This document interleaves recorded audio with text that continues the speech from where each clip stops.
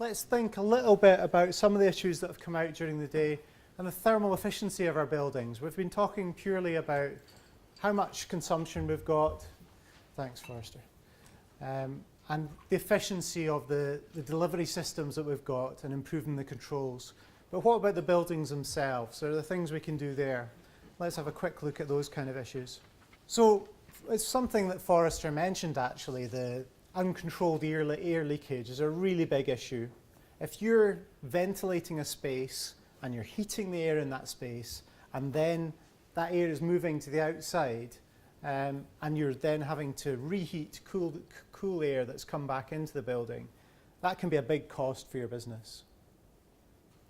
So understanding where your air leakage is and understanding if it's correct for what your activity patterns are is an important aspect. And then there's the thermal performance of the actual building fabric that you have that you should be thinking about as well.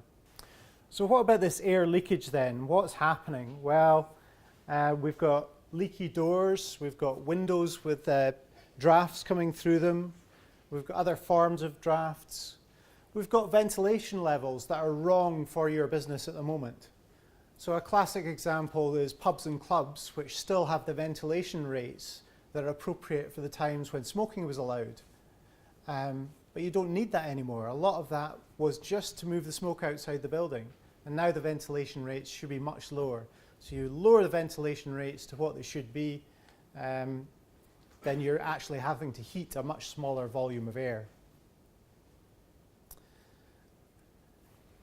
Stuff like this, the draft proofing stuff, is probably one of the first things that you should look at if you think there is leak problems in your business.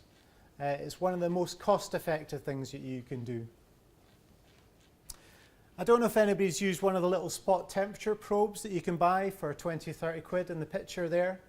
But basically you point it around the room and you can see what the spot temperatures are, various places in the room. And they're great for finding where there's cold drafts or problems. Sometimes you find, for example, a layer of plugs or sockets behind a wall can be allowing a whole load of flow of air along a channel that's been set for them. And you can find things out like that, find where your drafts and problems are coming from. A digital camera, the thermal imaging camera, is a great thing to buy as well. That can provide a visual version of this. But they cost, a good one costs £500,000, some of them cost £2,000. And this is a cheap alternative at £20 or £30. We talked, Forrester actually mentioned the local extract ventilation that you get in industrial situations.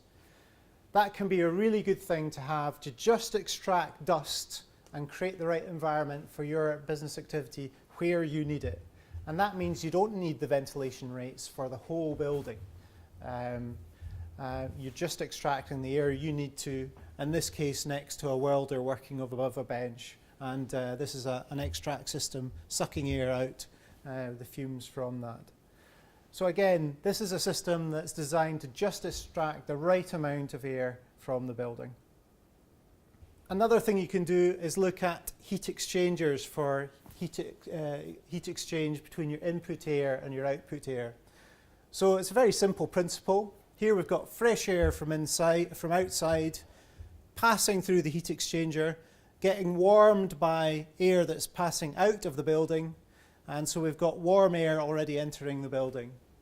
And the warm air that's exiting the building is passing through and out this way. And you can actually save up to about 50% of heating consumption if you use one of these units, and they're not that expensive to buy. There's a bowling club in the southwest of Scotland that installed one of these and saved around 50%. And what they had was various extract ducts above their bowling rink. They were all brought back to a central source anyway, and then it was just being vented to atmosphere.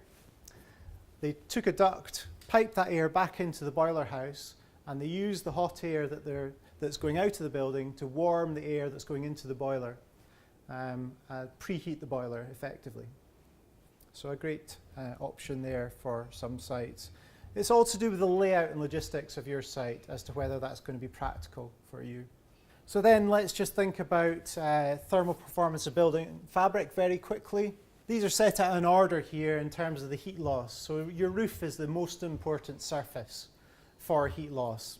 Heat naturally rises, so it's natural that that one would lose the most heat. Then your walls, then your windows, and floors are the last ones to consider. So some different types of insulation that you should be considering. The easiest and quickest one probably to do, as you'll be familiar with, is rock wool in lofts. If you've not got that, you've probably got a very fast payback on doing that. Hopefully 1 year, certainly under 2 years.